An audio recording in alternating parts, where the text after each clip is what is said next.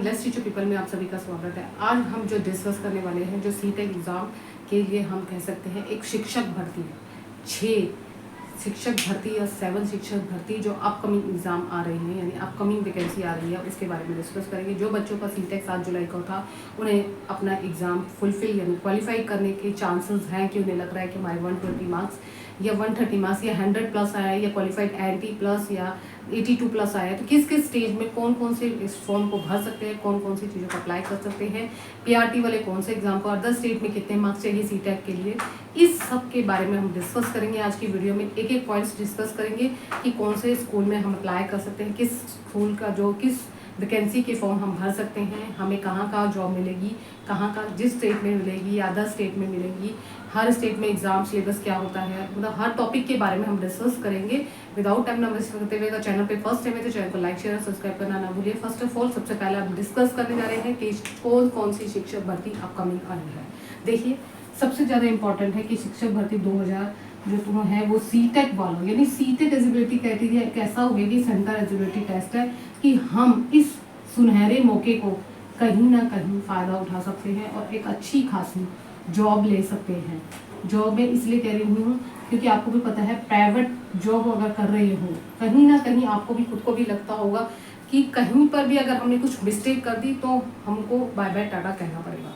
तो इसलिए हम क्यों ऐसे, अगर हम इस फॉर्म को फिल करने के लिए जिस एलिजिबिलिटी क्राइटेरिया के अंदर को फुलफिल करते हैं, यानी कि जो भी इन्होंने क्वालिफिकेशन दी है, हम उसको कंप्लीट करके इसको फुलफिल कर सकते हैं या है, हम इस फॉर्म फिल करने के बारे में जानकारी, मतलब इस फॉर्म फिल करने के लिए हमारे पास एज भी है, क्वालिफिकेशन भी है, सब कुछ है, तो हम क्यों ना तैयारी करें। कुछ छोटा सा एग्ज़ाम के लिए हम सीटेट के लिए हम बहुत ज़्यादा मेहनत करते हैं, लेकिन यहाँ पे कुछ पॉइंट्स भी बताऊंगी कि सीटेट अगर आपने क्लियर कर लिया है और आप क्या कि किसी भी ग्रेजुएशन में फर्स्ट सेमेस्टर में, सेकंड सेमेस्टर में, थर्ड में है, तो ये फॉर्म फिल कर सकते हैं, नहीं कर सकते, इसके बारे में हम डिस्कस करेंगे। देखिए, स्टार्ट करते हैं। सबसे पहले हम एक एक करके सभी जो वैकेंसी आई है उसके बारे में डिस्कस करेंगे। फर्स्ट ऑफ ऑल सबसे पहला है कि DT+B, जिसमें आपने बहुत सारे बच्चों को पता है कि 2000 काफ़ी साल से, मतलब हम जान सकते हैं कि 2021 के बाद से अब तक कोई वैकेंसी नहीं आई। DT+B में काफ़ी बच्चे काफ़ी सालों से प्रिपरेशन कर रहे हैं। जैसे जैसे सीटेट जिनका क्लियर होता है तो इसके जो कैंडिडेट्स होते हैं वो हाई लेवल पे बढ़ते जाते हैं।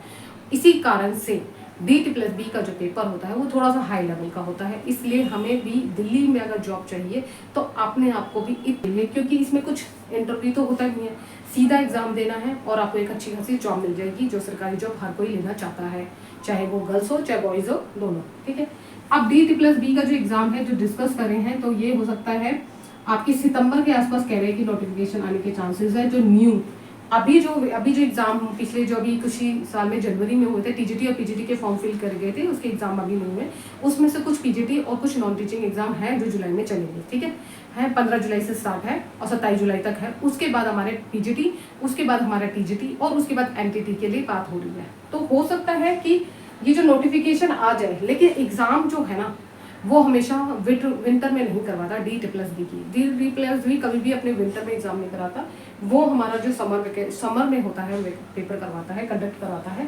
तो सितंबर में अगर नोटिफिकेशन आ जाता है और फॉर्म फिल भर लेते हो जिन बच्चों का सीटेट क्लियर है तो उनको फ़ायदा है। ठीक है, ये हम वेट कर सकते हैं। इसमें क्या क्या कर सकते हैं, इसमें कौन कौन अप्लाई कर सकता है। देखिए, ये PRT के लिए भी होती है, TGT के लिए भी और PGT के लिए भी होती है। एलिजिबिलिटी क्राइटेरिया के बारे में हम बाद में डिस्कस करेंगे कि हमें क्या क्या चीज़ें चाहिए। DT+B में इंटरव्यू नहीं होता, इसमें बस ये ध्यान रखना है कि आपको पेपर के साथ साथ इसमें नेगेटिव मार्किंग होती है, 0.25% मार्क्स करते हैं। ठीक है, ये चीज़ मैंने आपको बता दी। इसमें नोटिफिकेशन कब तक आएगा, एग्जाम कब तक हो सकता है, सिलेबस मैं इसका डिस्कस कर चुकी हूँ, डिटेल सिलेबस मैंने आपको डिस्कस किया, मेरी वीडियो की प्लेलिस्ट में जाओगे तो वहाँ पे आपको सारी वीडियो मिल जाएगी। ठीक है, नेक्स्ट एग्जाम करते हैं। इस एग्जाम के बाद केंद्रीय विद्यालय जो मोस्ट इंपॉर्टेंट होती है। इसके बाद की बच्चे क्या होता है कि दिल्ली में अगर मन नहीं मिल रही तो कहीं और स्टेट में जाने को तैयार होते हैं, वो पहले से ही प्रिपेयर रहते हैं कि हम कहीं पर भी हमें जॉब मिल जाए, हम इस एग्ज़ाम को क्रैक करके एक अच्छी खासी जॉब लेना चाहते हैं, चाहे वो हमारा पेपर क्लियर करने के बाद इंटरव्यू हो। क्योंकि कुछ बच्चे कॉन्फिडेंस होते हैं कि अपना इंटरव्यू देने के लिए, साथ ही साथ बच्चे जो होते हैं काफ़ी टाइम से पढ़ा रहे होते हैं, तो उनके अपने आप ही कॉन्फिडेंस आ जाता है एग्जाम में। केंद्रीय विद्यालय में भी आपकी जो पोस्ट निकलती है वो तीनों पोस्ट के लिए निकलता है, PRT, TGT और PGT, तीनों पोस्ट के लिए अप्लाई कर सकते हो। इसके लिए क्या है, इसका जो नोटिफिकेशन सितंबर ही आसपास संभावना हो रही है, देखते हैं जैसे ही नोटिफिकेशन है, क्योंकि जो काम है, जो केंद्र विद्यालय वो अपना काम बहुत ही सही ढंग से और बहुत ही सही तरीके से करता है, क्योंकि जो ट्रांसफर है, जो पिछले से एग्जाम हुए थे उसमें काफ़ी सारे बच्चों की जो पेंडिंग, जो मेरिट लिस्ट में नाम आने के बाद उसमें पेंडिंग वैकेंसी रह गई थी, उसको भी ट्रांसफर करके जो टोटल वैकेंसी मिला के वो उसका काम प्रक्रिया जो है वो खत्म हो चुकी है। तो इसके बाद ये एग्जाम के इस चीज़ में ध्यान रखिए। एक पॉइंट बताना चाहती हूँ कि केंद्र विद्यालय में आपको एग्जाम देने से पहले कम से कम 6 महीने का टाइम चाहिए। क्यों कह रही हूँ, क्योंकि ये जब एग्जाम लेता है उसके बाद एग्जाम लेने के बाद आपके पास टाइम नहीं देता, फिर देन इंटरव्यू देने के बाद फिर आपको तुरंत सिलेक्शन हो जाता है। यानी कि मुश्किल से आपको 2 या 2.5-3 महीने के अंदर अंदर ये सब कुछ कंडक्ट करा लेता है। क्योंकि मैंने खुद एग्जाम दिया था केंद्र विद्यालय स्कूल में, पीजीटी में। मैंने जो एग्जाम दिया था 2021 में दिया था। 2021 में मेरा जो केंद्र विद्यालय हुआ था उसमें मेरा एग्जाम नहीं क्लियर हुआ था, क्योंकि मेरे पीजीटी का एग्जाम था और मेरे साथ ही साथ एक एग्जाम और भी पड़ गया था, जिसके कारण से मुझे टाइम कम मिला था। लेकिन मेरे जो मार्क्स थे वो 10 मार्क्स से रह गए थे।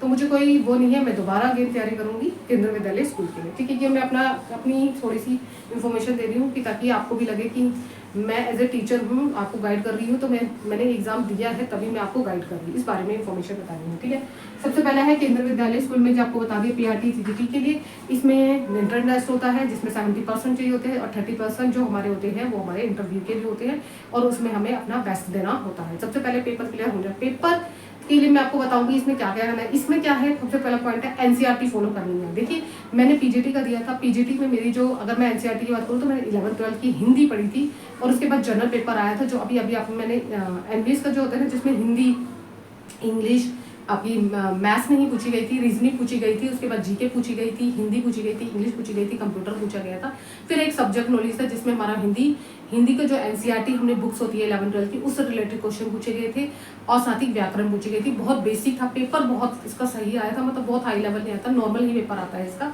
और आराम से काफ़ी सारे बच्चे इसके अंदर। मुझे खुद नहीं पता था, क्योंकि मैंने सिर्फ 2 दिन में तैयारी की थी केवीएस की, पीजीटी की, और पीजीटी में मेरे 120 मार्क्स आते 180 में से। तो कहीं ना कहीं मुझे ये लगा कि मैं काश और तैयारी करती तो मेरा शायद ये क्लियर हो जाता, लेकिन कोई नहीं, कहते हैं कि अपनी होप नहीं छोड़नी चाहिए, आशा नहीं छोड़नी। चलिए आगे इस पर डिस्कस करते हैं। अगला एनबीएस से एग्जाम की बात करें तो मिलता जुलता जो होता है, थोड़ा बहुत आता है, लेकिन इसमें क्या होता है, ईएमआर आसन है, एकलव्य स्कूल की तरह रेजिडेंटल स्कूल होते हैं, जिसमें 6 क्लास के बच्चों को पढ़ाना होता है, 6 क्लास से स्टार्ट होता है। इसमें हमारी पीआरटी की पोस्ट नहीं होती, सिर्फ TGT and only for TGT and PGT post होती है। This is post of the TGT and PGT post के लिए अप्लाई कर सकते हैं। इसमें हम एलिजिबिलिटी क्राइटेरिया, डिग्री वगैरह सब बाद में डिस्कस करेंगे। इसके जो चांसेस हैं, इसके चांसेस 100% है। जो मैं एग्जाम बोल रही हूँ उसके 100% है चांसेस, क्योंकि इसमें क्या है कि एग्जाम का नोटिफिकेशन जल्द ही आ जाएगा। ये अभी कुछ डिले हो गया किसी वजह से, क्योंकि 15 जुलाई से कह रहे थे कि आने के चांसेस हैं, लेकिन कुछ होगा रीजन कि अभी तक जो वेबसाइट पे मैंने चेक किया है वहाँ पे डिटेल में नहीं आया है। जैसे ही आएगा मैं आपको जरूर इसके बारे में इन्फॉर्मेशन दूंगी कि फॉर्म फिल करते समय किन किन चीज़ों को ध्यान में रखना है, क्योंकि अगर फॉर्म फिल अगर आपने गलती कर दी तो आपको फिर बाद में इसका भुगतान होना पड़ता है, तो इसलिए चीज़ का ध्यान रखना है। इसमें दोनों चीज़ें बता दी। इसमें पेपर जो होगा, अगर आपका सितंबर में निकलता है इसका नोटिस, अगर इसका अभी आ जाता है तो इसका एग्जाम आपका आराम से नवंबर या दिसंबर तक होगा इसका एग्जाम। ठीक है, इसके लिए भी आपको बताएंगे कि इसमें क्या है। इसमें जो मैंने इससे पहले एक वीडियो डाली थी, उसमें डिटेल में बताया है कि इसमें क्या क्या चीज़ें चाहिए होती है। इसमें हमारे जो सब्जेक्ट जो होता है, जनरल अवेयरनेस 10 नंबर का होता है, हमारी हिंदी, हमारी जो जनरल अवेयरनेस है आईसीटी 10 नंबर का होता है, रीजनिंग 10 नंबर की होती है, और एक हमारा सब्जेक्ट होता है जो हमारा इंग्लिश होता है। तो इन चारों को मिलाकर फिर सब्जेक्ट कॉम्बिनेशन जो 80 मार्क्स का होता है। उसके अलावा हमारा क्वालिफाइड एग्जाम के लिए चाहिए होता है, जिसमें हमारे 14% मार्क्स होने चाहिए, कैटेगरी वाइज 35 मार्क्स होने चाहिए, जिसमें हिंदी, इंग्लिश और एक रीजनल लैंग्वेज होनी चाहिए जो हमें आनी चाहिए। वो क्वालिफाइड होता है, तभी आपका मेन पेपर चेक होता है। फिर इसमें नेगेटिव मार्किंग भी होती है, प्लस आपका इंटरव्यू भी होता है एनबीएस में। ठीक है, मैंने आपको यहाँ पे भी डिटेल बता दी।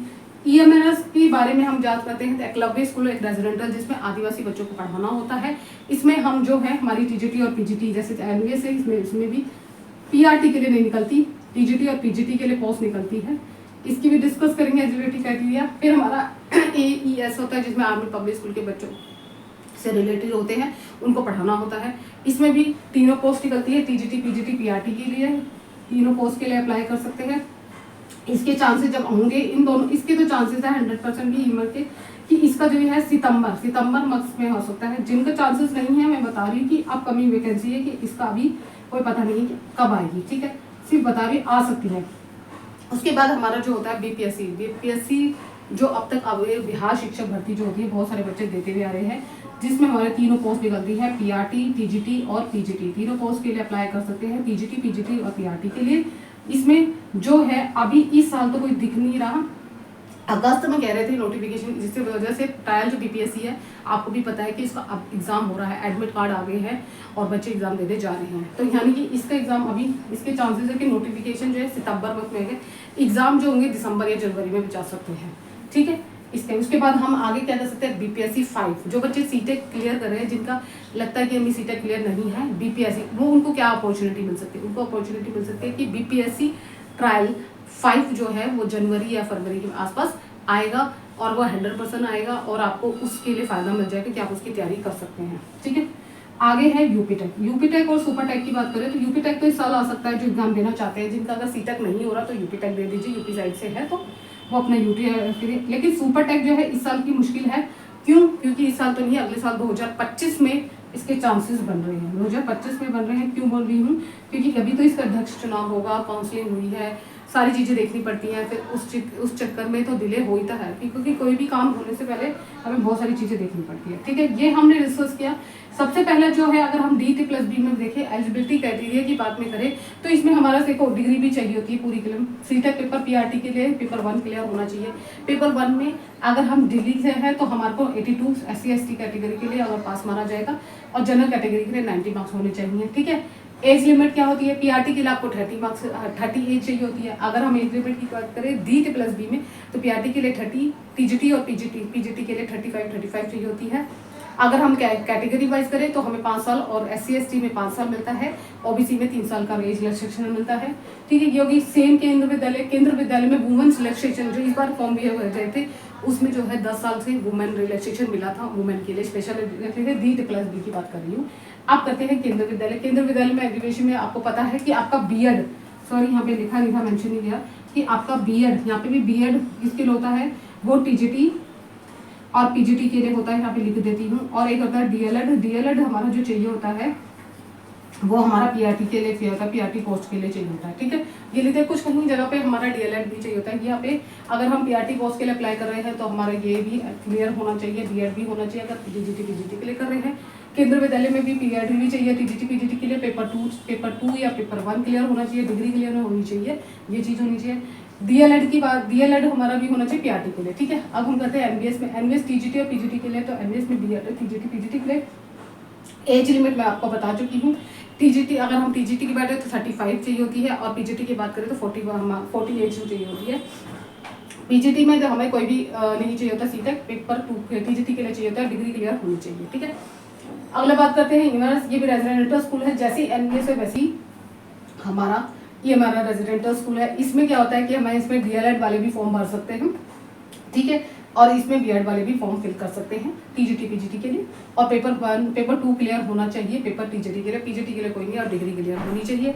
साथ ही साथ हमारा बीपीएससी एईस के लिए, पीआरटी के लिए, तीनों के लिए वही बीएड और डीएलएड, सीटेट पेपर 1 और 2 और डिग्री क्लियर होनी चाहिए। बीपीएससी 4 नवंबर के आसपास जो मैंने बताया था उसमें हमारा पीआरटी, देखिए पीआरटी जो होता है 1st to 5th क्लास के बच्चों को पढ़ाना होता है। पीजीटी हमारा होता है यहाँ पे, बीपीएससी की बात कर रही हूँ 6 to 8 क्लास के लिए, लेकिन यहाँ पे एसटेक जो होता है वो 9th, 10th और 11th 12th एसटेक 1 और एसटेक 2 वो देना होता है। वो उसके लिए वो वाले बच्चे जो सीटेट क्लियर है, सीटेट पेपर 1 और 2 वो उन फॉर्म को नहीं भर सकते, सिर्फ वो only for PRT and TGT, CTET 1 और सीटेट 2। ठीक है, पेपर की बात कर रही है।